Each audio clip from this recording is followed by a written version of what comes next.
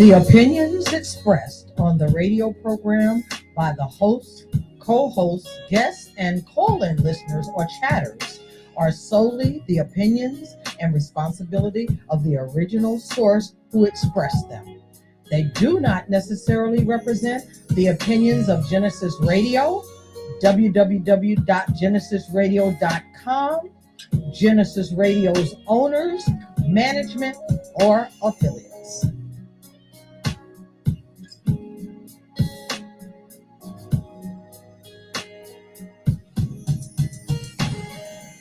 Good evening. Thank you for tuning in to GenesisRadio.com. My name is Kendall. I'm the host of the Empowerment Show. You can give us a call at 888-304-4401. The Empowerment Show is a branch off of Unity in the Community. So as always, we like to stay within the community. Today, I'm going to give another moment of gratitude. So let me see. My moment of gratitude today would be I got my car back. I've been waiting a long time to get my car back. I needed to get it fixed, and today I finally got it fixed. It's in my garage, so I'm happy, and that's my moment of gratitude. Today we have with us a guest, a very, very, very special guest. She's a young lady. She wears many of hats. She's been involved in just about everything you can name as far as politics or the needs of the community. And her name is Tamiko Patterson. Hello, Tamiko. How are you? I'm doing good. How are you today? I'm doing well. So the people want to know who you are, what you are, and what you do. Okay. So we can be here all day if I talk about that. But I'm Tamiko Patterson. I am here today wearing the invisible hat of chair of the Monroe County Democratic Committee. And so I'm originally from New York City, born and raised. Moved to the Poconos with my family in 2009, and I was telling a story recently. In 2013, my son came home. He was 13 years old and said, "Mom, we don't belong here," and that set me off to get involved in the community. So I've been running ever since. Yeah, I see you've been running ever since too. Like I said, you wear a lot of hats. I see you at a lot of different events. So, as chairwoman, what exactly do you do? Herd cats, babysit adults. No, seriously, the chair of the Monroe County Democratic Committee is responsible for helping to get Democratic candidates elected, making sure that we support candidates with funding, petition signing, canvassing, and raising money and awareness. Oh, okay. So again, you wear a lot of hats. Mm-hmm. You have a lot of things that you have to do. Yeah. So what have you guys done lately? What's going on lately? Well, we are in the height of petition signing season.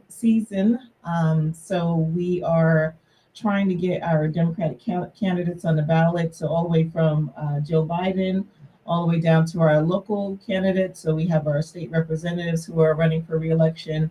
Tara Probst is running for reelection in the 189th district, and Maureen Madden is running for reelection in the 115th.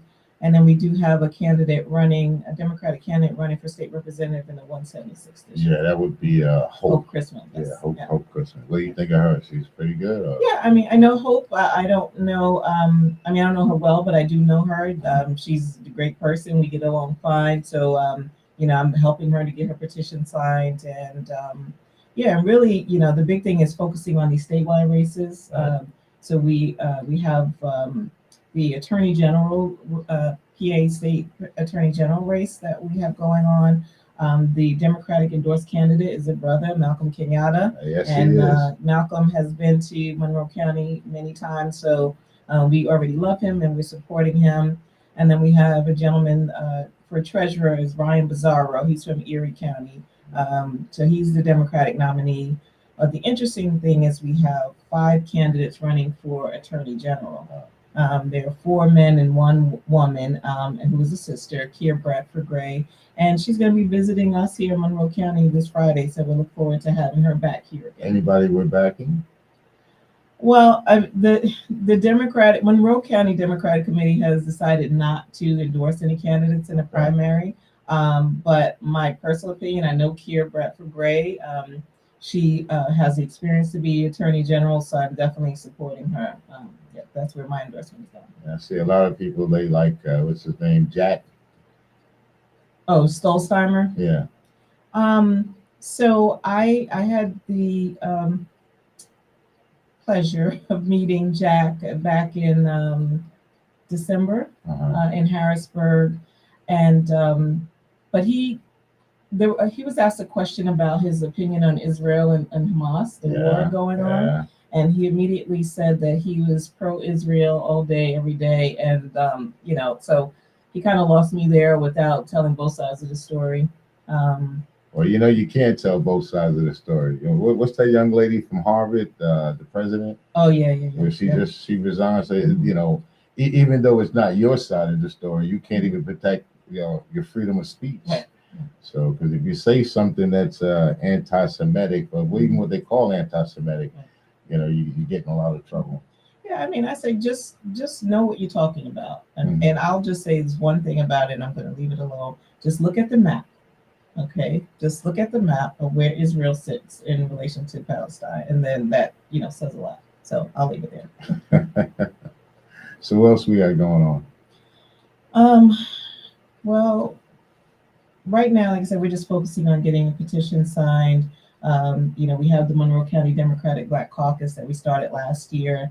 Trying to get some more people involved. We're really trying to get Black folks out to vote this year.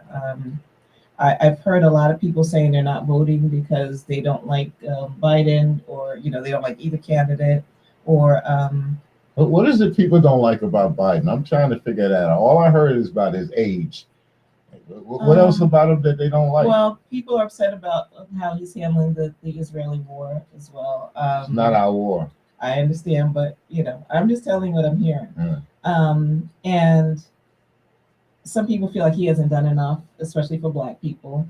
And so I think, we have to, I always tell people, if we don't vote for Biden, then you're voting for Trump, right? So if that's what you want to do, then that's fine. But how is it that man can still run? I mean, isn't he like a convicted, what did he call it, a sex offender? Well, no, he wasn't criminally charged. No. He had a civil suit, and he lost a civil suit, so that was just money. There were no criminal charges in that case. So, how about the other cases? Well, none of them have been finalized yet, so we're just waiting. Well, the one in New York, I think, where he's got to pay money back or something because he over ballooned the prices of his real estate and the properties. So I think he's got to pay that money back. Yeah, but people don't care. Well, your girl said that he can't do business in New York anymore. That's good. Yeah, Letitia, that's my girl for real. She actually went to school in Queens, so so she's definitely a homegirl. So I appreciate. Is that where you went to school in Queens? Yes.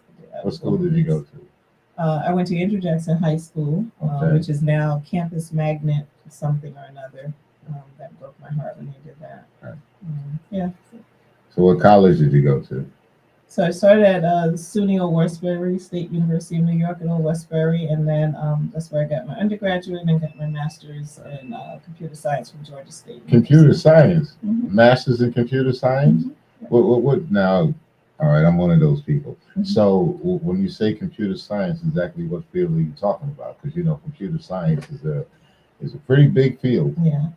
Well, I mean, I worked for IBM for 21 years. Wow. So I was an IT project manager. Well, I started out doing graphic design when I got there, then got into coding, doing MQ series and a little HTML stuff back then. And then I got into project management. So that's what I did for the rest of my career at IBM. They're like up to HTML5 now. I had no idea. Yeah, I'm telling you, I was going over. All right, my master's is in IT. I went to Base. Okay. So I was going over some stuff with people and designing a web page. And they showed me the front cover. It's two sides of it, right? You got the back end and you got the front end. So on the front end, the guy said, this is HTML5. I said, what the hell is that? So everything evolves. So Well, you don't even need that anymore because there's so many programs that you can create a website in 5 minutes, right? Click, click, click, and well, So those are templates. yeah. Well, the templates actually aren't so bad. I mean, but if you want to create something that's yours, then yeah, you got to do it. You got to do it from scratch. And so when you graduated college, what you do? So well, I moved to Atlanta, Georgia. So that was after I graduated from undergrad, and I lived there for 5 years, and then that's where I went to Georgia State to get my master's. So I started out doing like some graphic design. I worked for um, I started doing graphic design in New York at a pharmaceutical company, Okay. and then in Atlanta I worked at an insurance company, and then from there I went to IBM, and I was there for 21 years. So, um, so yeah, I haven't moved around a lot. Just moved different parts of the company. So how was it working for IBM? International Business Machine. Yes, yeah. It was great in the beginning.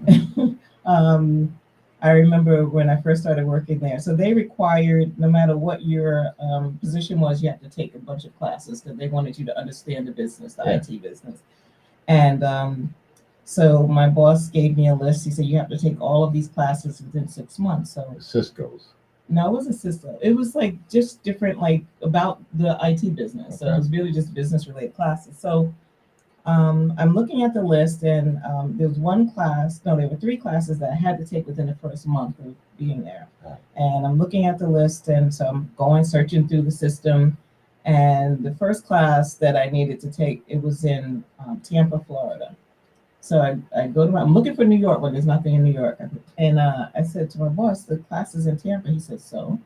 And I said, you want me to go to Tampa and take class? He said, well, that's where the class is, and that's where you go. So I'm like, okay. So I go back and I look at the next class.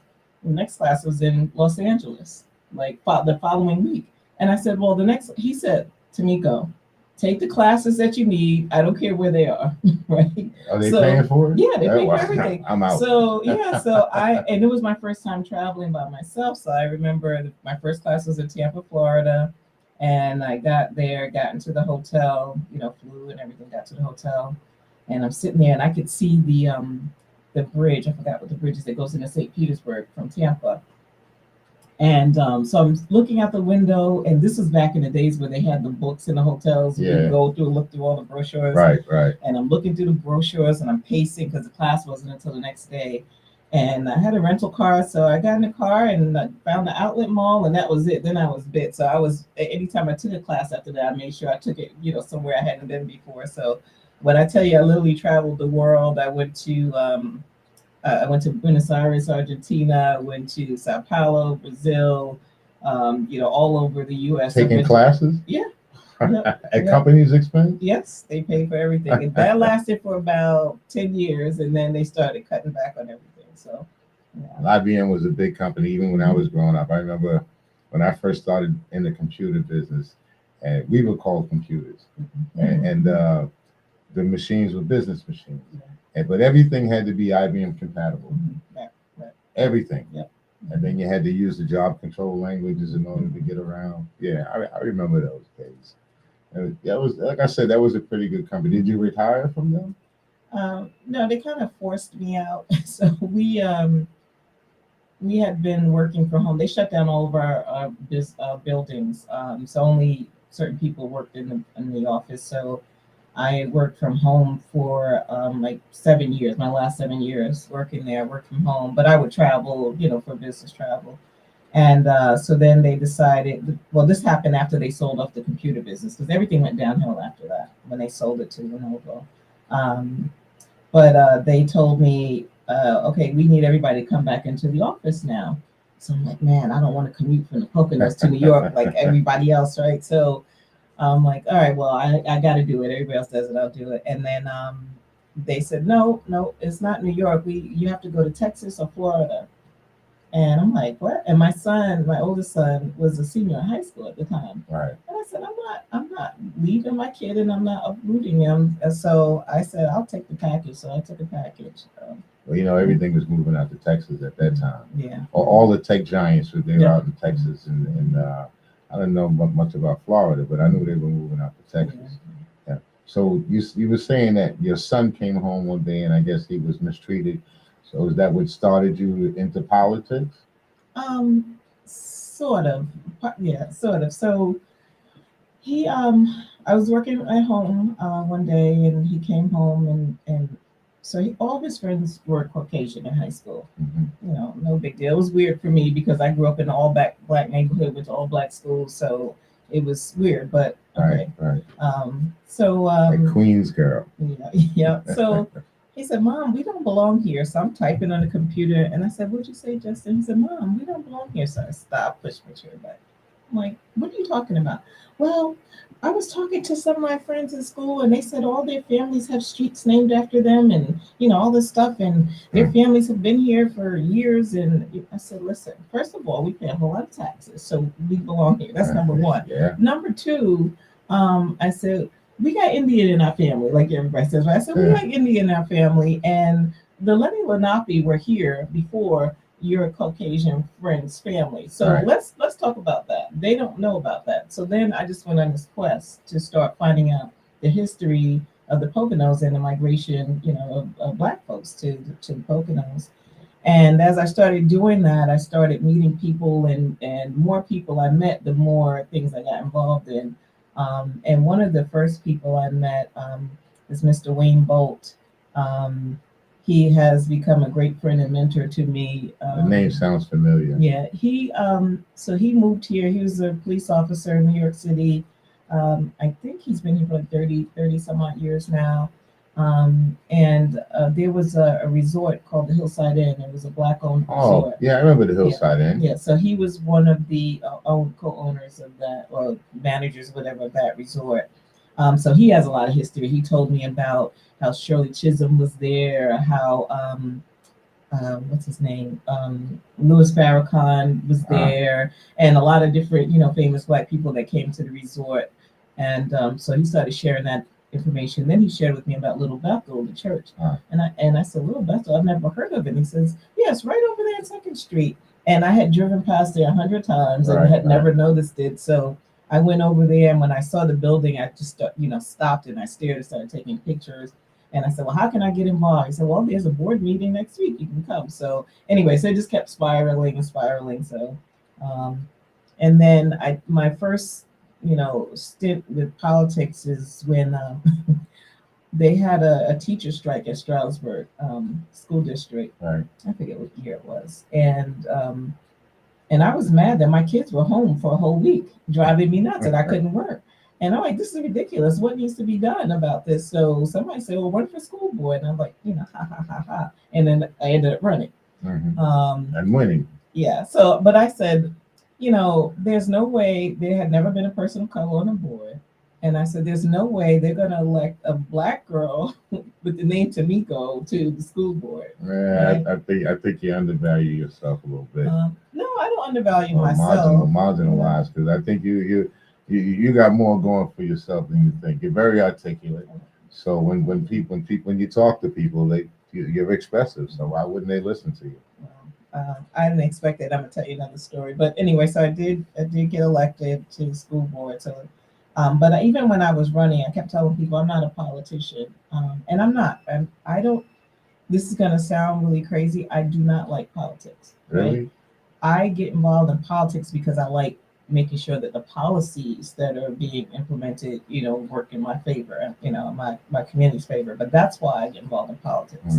It's not because I'm a politician. It's not because I aspire to be, a senator or whatever, right? Like some other people. So, and there's nothing wrong with that. That's what you want to do is fine, but that's not me.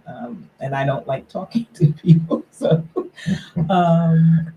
but I'm gonna tell you a story about a friend of mine who you have met, Judge Tamika Lane. Yeah. Right. Very nice woman. Yes. So Judge Lane, she ran for Pennsylvania Superior Court judge in 2021, and she lost. And people told her there's no way you could win with the name Tamika. So I remember last January. So I had kept after she lost. I said, "Listen, you got to run," because she came close. I said, "You got to run again. I will help you. You know, whatever you need, I will help you." So I kept checking in with her every now and then to see if she was going to run. So last January, she called me, and she was literally crying on the phone. And I was like, I said, "What's the matter?" She said, "Girl, somebody told me that I can't win unless I change my name to Tammy." I was like, "What? Who Ah, told you that?" I'm sorry. I'm sorry. Well, they did. And there were several people that told her that she would never win with the name Tamika and she needed to change her name. And she said, "I'm calling you because you would know, what it feels like." I said, "Listen, do not change your name." I said, "Because if you change your name, then the people of color are going to say you sold out, right? Hmm. And then you still may not win because who knows who Tammy Lane is, right? They don't know who that person is." So I said, the best thing you can do is be true to yourself. And she did. And she won. Hmm. She became a Superior Court judge. I was there at her swearing in Philadelphia a couple of weeks ago, and it was a beautiful thing. And a gentleman got up and spoke, about her. People were giving remarks, and he says, "Yeah, I remember when Tamika told me that they told her, to change her name."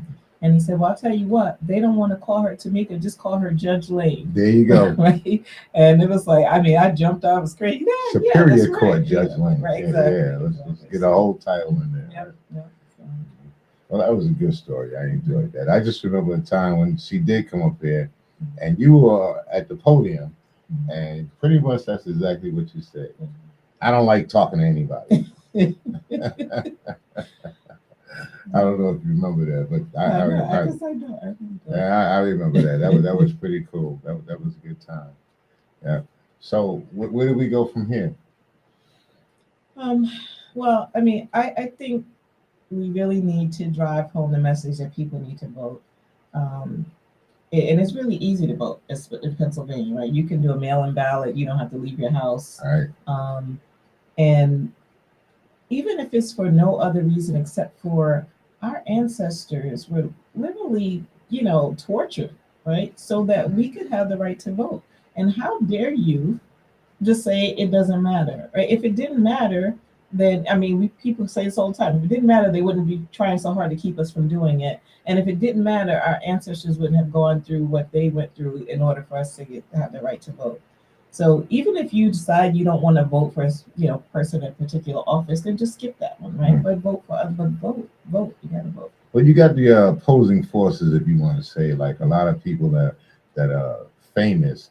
They're telling these kids not to vote. Hmm. I'm not kidding you. No. They put it out on the radio and the social media and all these Mm-hmm. little things, and they're telling these kids, your vote doesn't matter, your vote don't count. It's like they're telling the kids not to go to college. Mm-hmm. I would never tell my kid not to go to No. college to get higher education. Are you kidding me? You should always want to get higher education. It's like we should always want to vote.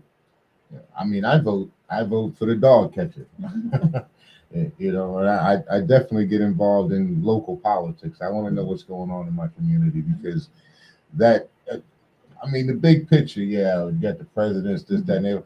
But basically, the way that you're going to live, that comes from politics. That comes from local politics. Absolutely. Your local politicians. Right. Yeah, your state representatives, and we got some good ones. You mentioned Tara Probst. She's an amazing woman. I've seen her do some things. She pushed some bills through. Right. And Maureen Madden, I wouldn't mess with her. I'm telling you, I wouldn't want to meet her in a dark alley, man. She might do you in.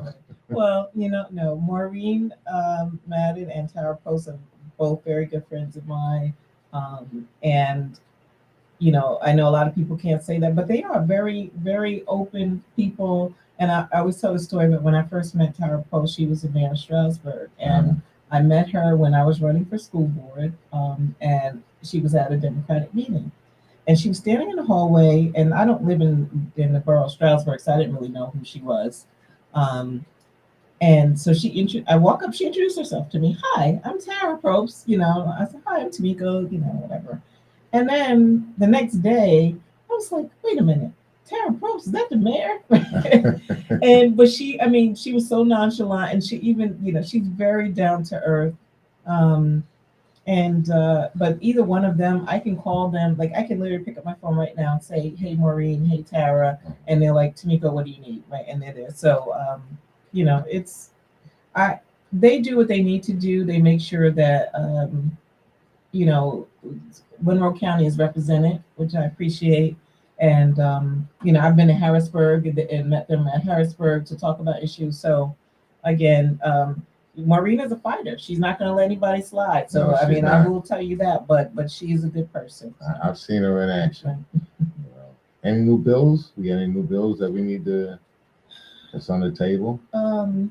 Well, the one that's near and dear to me is HB 850. It's a bill about period poverty. Are you familiar with the term? No, I'm not. So, period poverty is something that impacts, of course, women of color, young women of color, but it, impacts everybody. But of course, everything disproportionately impacts us. Right. And it's a bill that is encouraging those feminine hygiene products to be given freely or a part of, Medicaid, or, so that people don't have to pay for it because it's expensive. So the bill was presented by Representative Derisha Parker out of Philadelphia, and it got approved in the House back in July, and it's been sitting in the Senate ever since. So I'm working with a couple of organizations to try to start, rallying, reaching out to our senators across the Commonwealth to say, look, we need you guys to pass this bill. It's common sense, right? Why would we have, and not to be graphic, but there are young ladies that are using other methods, that are not hygienic. Poisonous, probably right? poisonous. Yeah, right. So that shouldn't be something that, and then we get to the point where there are young ladies who won't go to school because they don't have, the products that they need, so they don't go to school because of embarrassment or whatever. So that shouldn't be an issue in this country. So that's one of the things that's, like really important to me right now. How about the kids in school? How we doing with the kids in school? We got a lot of mental health going on the kids. I only said that because I know you said you were part of the board. Right. So I was just wondering, I was just thinking about a lot of the kids, like you were saying, they wouldn't go to school, right? Because of things that they got going on. Right. But what I see today is a lot of children seem to have mental health issues that seem to be like kind of rampant. Yeah, I mean, a lot of it, there were a lot of things that were exposed because of COVID-19, right? So when people had to stay home, it exposed a lot of things. We know that domestic abuse, went through the roof. And it wasn't that it was happening more because people were home more, but then it was exposed more. And then the children, like a lot of the kids, they got meals at school, so they couldn't go to school, so they were hungry, or their parents lost their jobs, so then they became, there were so many different factors going on that contributed to this. But I'll tell you, like East Stroudsburg University, they have so many students with issues that they've never encountered before, and they don't have the capacity to deal with it. Like they don't have the staff to be able to treat and talk to all of these students. And that's just East Stroudsburg University, but we have that issue across the county, across the entire country. We don't have enough mental health workers. And then they get burned out as well. Like, imagine having to listen to people all day, every day, talk about their problems and some things you can't do anything about. And it's, it's tough. It's rough on the kids in school, especially with their mental health and then the substance abuse. That's been going crazy too. Mm-hmm. I don't know if I think the fentanyl thing is big now, and it's not really is impacting the white community more so than our community. So it's definitely an issue, but I think our kids are dealing with basic drugs, not life-threatening drugs. I think what I'm more concerned about is the vaping, because there's some long-term effects with that, and our kids are definitely doing the vaping. But I don't think, I haven't seen any widespread issues about, with drug use in our schools in Monroe County. So. Well, let me ask you, I had a question in mind. What do you plan on doing as far as youth programs and like mentorship programs? If I can find time, I've been trying to figure out how to clone myself, and I have not been successful yet. But there's a lot of things that I want to do. In NCNW, years ago, we had a program called College Planning 101, and it was a free program that we offered to kids in the community. So we would do like we would give them information about financial aid. We would give them like free practice tests for SAT and ACT. And then we did a 5-day college tour. We took 25 students on a 5-day college tour. We went to schools in Pennsylvania and Maryland, and yeah, it was just in DC. So we went to Howard University, a couple schools in Maryland, and Lincoln University. I forget which schools we went to, but anyway, we went to a few schools, and so that was a really nice trip, and it was a great experience for a lot of those kids hadn't been out of Monroe County, right? So that was good. And then we also did a free program, a STEM program for middle schoolers. So we did a 6-month program, and each month we did a letter of STEM, well, we called it STEAM, STREAM, sorry. We added science, technology, reading, engineering, arts, and math. Yeah. So each month they would do an activity based on what the letter, right? And then at the end they got a certificate, and so it was a nice program. Did they have to do the MBOT program, where they built the little robots to make them dance? No, we didn't do that. That was one of the projects I used to have the kids do with the STEAM programs. Yeah. Yeah. So we want to get some stuff going again. It was difficult. Or it's been difficult because these transportation here, the kids, some of them drive, some of them don't, and especially the younger ones, of course, they don't. But then there's no public transportation, not like in the city, right? So it's hard for these kids to get to these programs, so if it's not like at school, after school, where they can take the activity bus, they call it, then it's hard for them to get to it. So we had a lot of issues trying to maintain programs if the parents weren't able to drop them off. And we have a lot of parents that work in New York City, and on a Saturday morning, the last thing they want to do is have to take their kids somewhere, right? They're trying to do, run errands, go grocery shopping, and things like that. So it's tough. Yeah, well, I know it's tough, especially with children, because I've had to do that, run back and forth to New York, and then come here, and then try to educate my kid, get them to football practice, and so trying to get them to get into STEM programs is, I guess it's about the same with the football. Yeah, same type of analogy. Right. The Black Caucus, what's that about? So the Black Caucus is about making sure that Black voters understand their rights and how they can get involved in politics, to make sure that the people that are elected are, looking out for our best interests, and holding them accountable once they are elected. We actually started the Black Caucus. We started the Monroe Pike Black Caucus back in 2020. But it was a little difficult because that was during COVID, and so it was hard to organize and get things going. And then even at the state level, they weren't really doing a good job keeping things organized. So last year I started the Monroe County Black Caucus, and it's just within Monroe County, so we don't have to worry about dealing with the state and whatever they're doing. I appointed Michael DeRosier and Shireen Williams-Edwards as the co-chairs, and Michael he's a political junkie, and a really good guy, though, really smart. He knows a lot about politics and the inner workings and all that stuff. So he does a great job. They've been talking about a lot of different issues that impact us, and not just politics, but things that are affected by politics. So I really enjoy it. We've been trying to get the word out a little bit more so that we can get more Black people involved, and again, just make our voices heard. But it's important. Again, you don't have to be into politics in order to belong to the Black Caucus. It's really about helping to influence policy. Yeah, that's been kind of difficult these days, of getting Black people involved in politics, and even trying to get them to vote. That's very difficult, trying to just get them to engage. I would like to do a little bit more if I could, especially for the young Black men. I was always thinking about looking into like a Big Brothers type program. Do you have anything going on like that? No, I mean, there's Big Brothers, Big Sisters. Yeah, but you mean something more hands-on.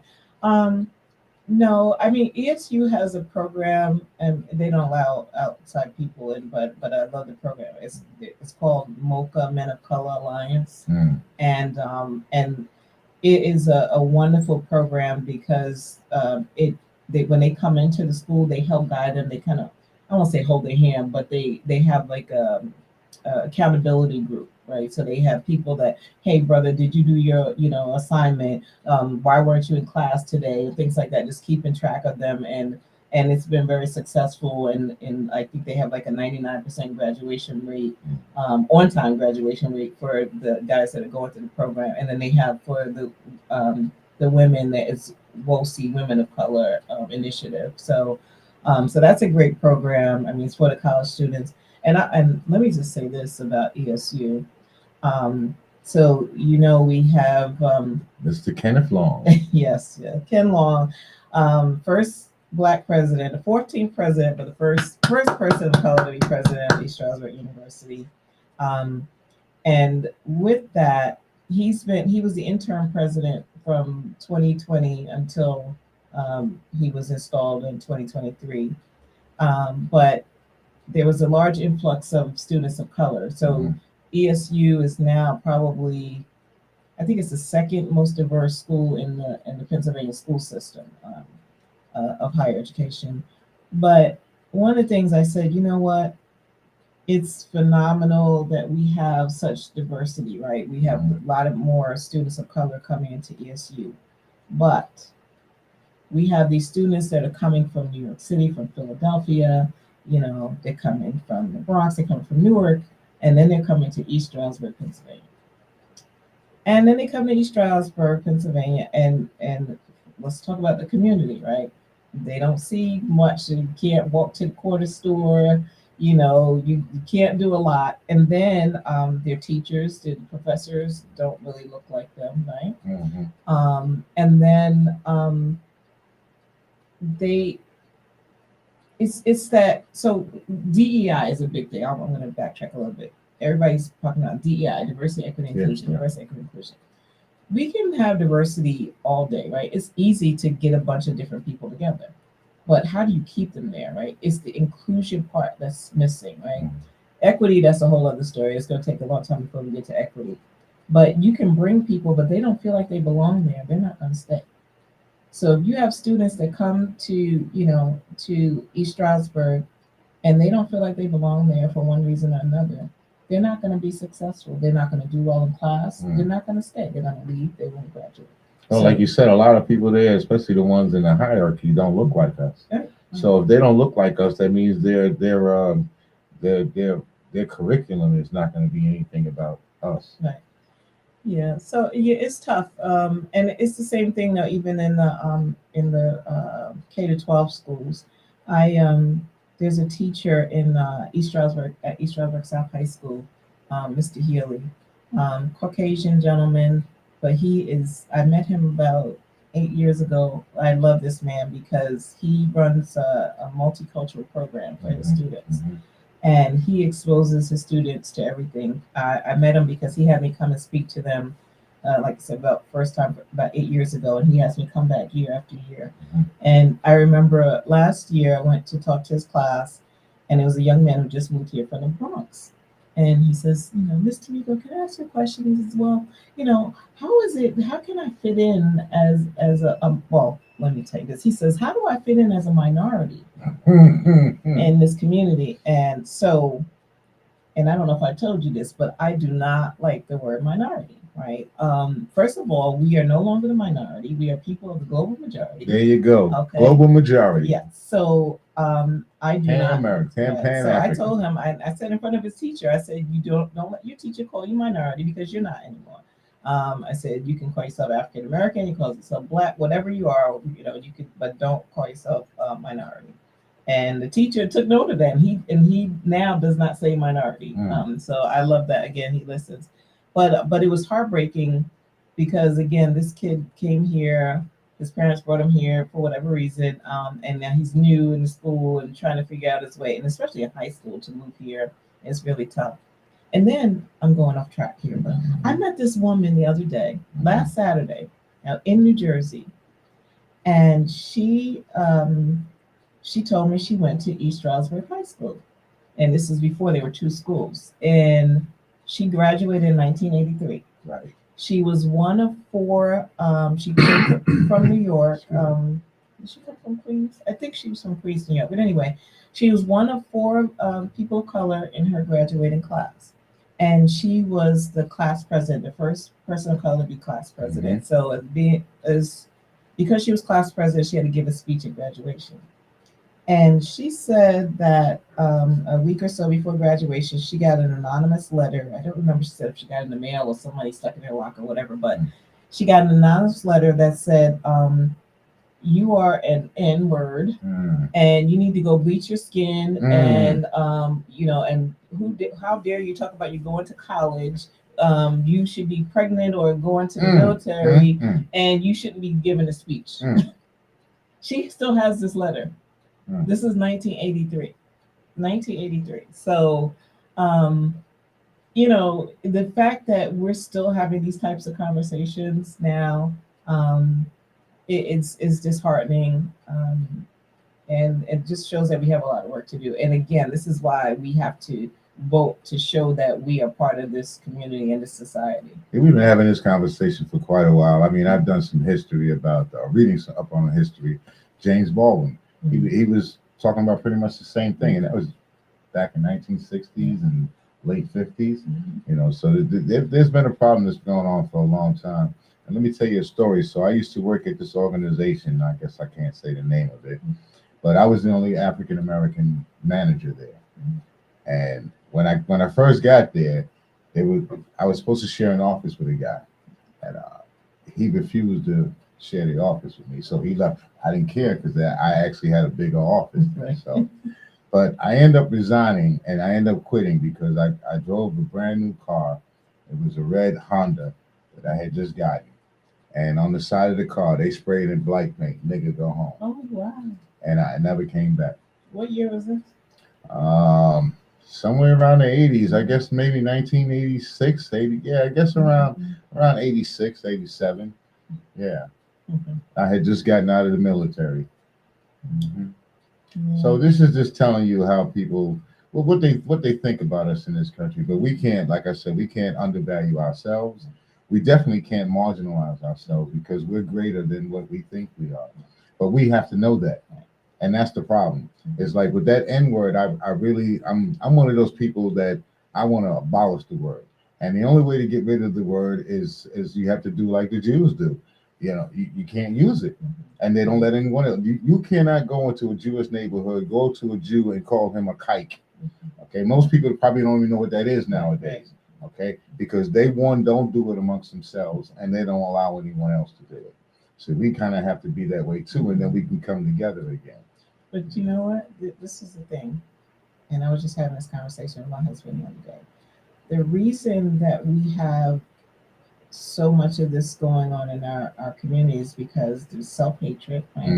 And there's self-hatred because we don't know our history. We are the only people, right? We are the only people on this earth that don't know our history. Why? The movie Origin. You heard about this movie? No, I haven't. So it was, the book Caste by Isabel Wilkerson. Don't know. Okay, well, you have to read that book. But she wrote a book about the caste system, and she talked about, how it, in India, that's where it's most people most recognize that, but how it impacts us here, Black people in the U.S. Anyway, there's a movie out right now called Origin, and it's based on that book Caste, and it's produced by Ava DuVernay, and Anjanou Ellis is, the star in the movie, the leading actress, and it's not playing here. It's not. The closest movie theater to here is I think it's Waukton, New Jersey, wherever the heck that is. But so. Well, you probably could pick it up online though. No, you cannot. But your sister here called the movie theater and said, "We want to buy out the theater. We want that movie here." So that's what we did. We have the movie coming. It's only playing for one night, but we got it here. Where's it going to be playing? February 16th. That's in the Mark Stroud Theater. Mark Stroud Theater? The mall. The mall, in the mall, yeah. right. But we've had to do what day is that going to be on? February 16th. They get your tickets online. Okay. But we've had to do that for other movies too. They won't bring the movies here. So, and it's only been Black movies. And I know If Beale Street Could Talk was another one. That's a classic book. Then when they made that into a movie, they wouldn't bring that here. So we had to do the same thing. We had to pay in advance to buy at the theater and then sell the tickets. Do you know about the Shawnee Playhouse Theater? Mm-hmm. Young man there, his name is Brandon. Okay. And he runs all the shows there. He's the director. And he constantly had Black shows there. He had Ain't Misbehaving there. He just did a thing not too long ago about Sammy Davis Jr. You talking about stage plays? Yeah, stage plays. Yep. And every time I go, I try to support him. We go to the shows, my wife and I. Okay. And every time I go there, it's like 90% Caucasian. And it's like we don't even show up to support. Well, I know. I just learned about this Rebel Stages, right? Yeah, Rebel. There I just learned Rebel about Stages. them Okay. last summer. So they're not.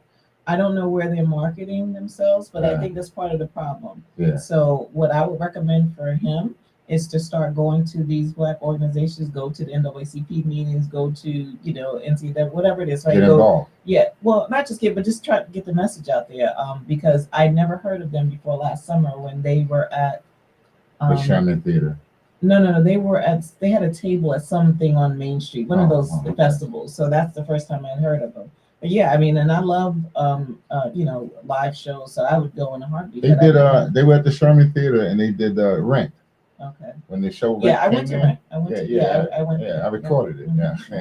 Yeah, I did go to that one because that was one they were advertising that time. But I haven't really seen anything from them since then. So yeah, well, he's got some stuff out, but it's I don't know. You have to look at it yourself and see if you like it.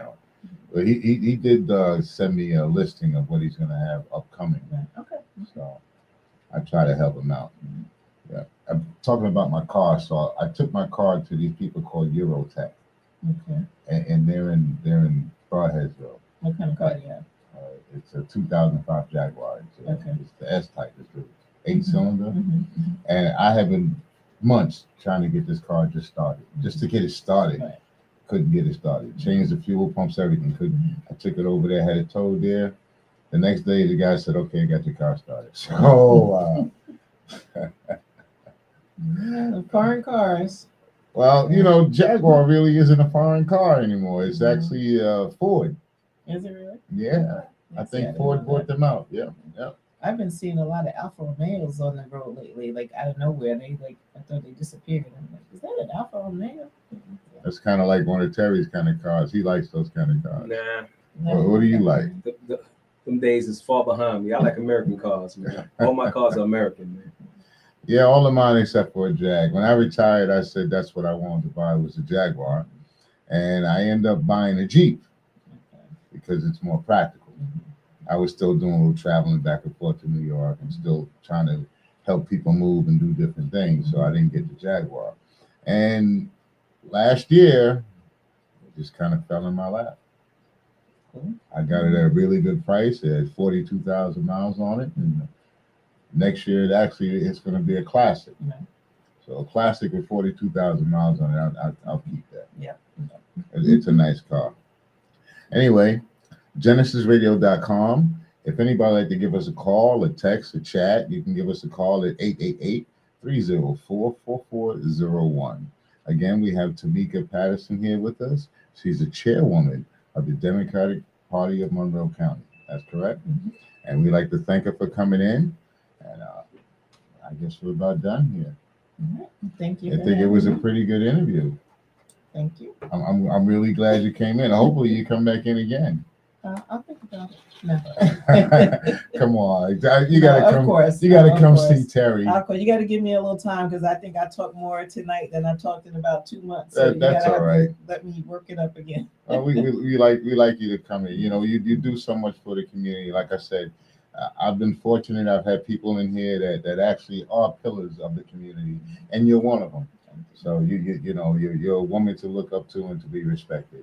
Again, Thank you very much for coming in. Terry, peace. I'm out. Yeah, I hope you enjoyed it. Yeah, it was good. I talked a lot.